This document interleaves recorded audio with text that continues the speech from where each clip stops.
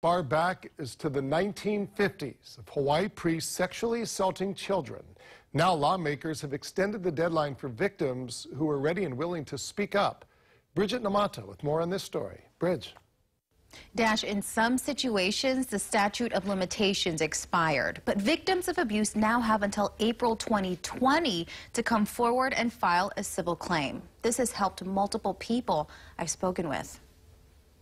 This letter dates back to 1959.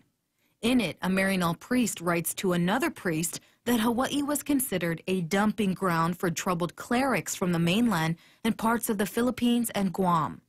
He warns against transferring two troubled priests to Hawaii, saying, if you decide to send them out, we will not stand for any nonsense here.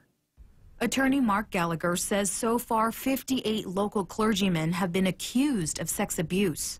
Being an altar boy, that was in the confessional, I believe that was the open door for them. 69-year-old John Pedro spent decades harboring a secret.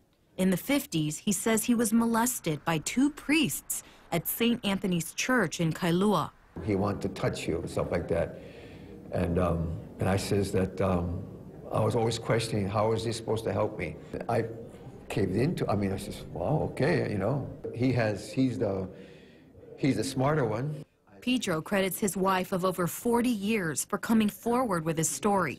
He hopes others will do the same. I encourage everyone to not only validate, but also come forward because, as my wife told me, that they need to be held accountable. Victims of abuse now have until April 2020 to come forward and file a claim.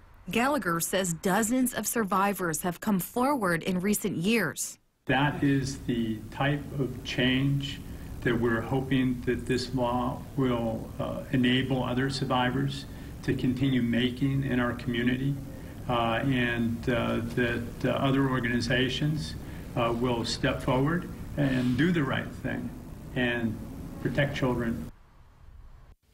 I have reached out to the Roman Catholic Church of Hawaii and have not yet heard back.